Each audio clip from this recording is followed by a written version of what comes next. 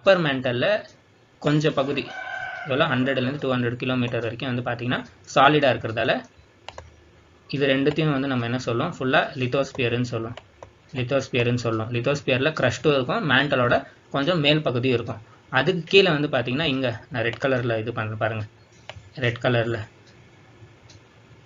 கலரில் இங்கெல்லாமே வந்து பார்த்திங்கன்னா அந்த நெருப்பு ஜெல்லி இருக்குது, டெம்பரேச்சரால் ப்ரெஸ் ஆகி. இப்போ வந்து இவங்க என்ன சொல்கிறாங்கன்னா, இந்த நெருப்பு ஜெல்லி உள்ளே இருக்கும்போது இது வந்து நம்ம மேக்மான்ட்டு வந்து சொல்லுவோமா. இந்த நெருப்பு இருக்குல்ல, தண்ணியாகவும் ஆகாமல் கட்டியாகவும் ஆகாமல் இது வந்து நம்ம மேக்மான்ட்டு வந்து சொல்லுவோமா. நீங்கள் பார்க்கலாம், நான் கலர் பண்ணியிருக்கேன்ல, இது வந்து நம்ம மேக்மான்னு சொல்லுவோமா.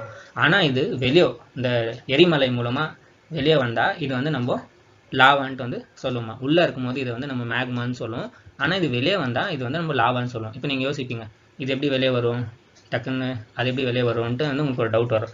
இப்போ வந்து நீங்கள் இந்த தண்ணியெல்லாம் வந்து பாயில் பண்ணும்போது பார்த்துருப்பீங்க, தண்ணியாக இருக்கட்டும், இல்லைன்னா உங்கள் வீட்டில் எதனா குழம்பு வைக்கும்போது, சாம்பார் வைக்கும்போது நீங்கள் பார்ப்பீங்க, அந்த குழம்பு ஹீட்டு ஜாஸ்தி ஆனவொடனே கொதிக்கும். அது வந்து பார்த்திங்கன்னா ஒரு மாதிரி கொதித்து அதோட வேப்பரெல்லாம் வந்து மேலே வரும்ல. ஸோ அந்த மாதிரி இப்போ இது உள்ளே இருக்கும்போது ஹீட்டு ஜாஸ்தியாக இருக்கும்போது இது வந்து கொதிக்கும்ல. ஸோ அந்த மாதிரி அந்த கொதிக்கிற மூமெண்ட் ஏற்படும் போது இப்போ இந்த இடத்துல வந்து நீங்கள் பார்க்கலாம், இப்போ வந்து இங்கே இது வந்து ஆல்ரெடி கொதிச்சுட்டு இருக்குது, இது வந்து ஆல்ரெடி இங்கே உள்ளே வந்து கொதிச்சு தவிச்சிட்டு இருக்குது. இப்போ வந்து இங்கே மேலே வந்து நீங்கள் இதுக்கு வந்து இங்கே கேப் உருவாக்கிட்டீங்கன்னு வச்சுக்கோங்க.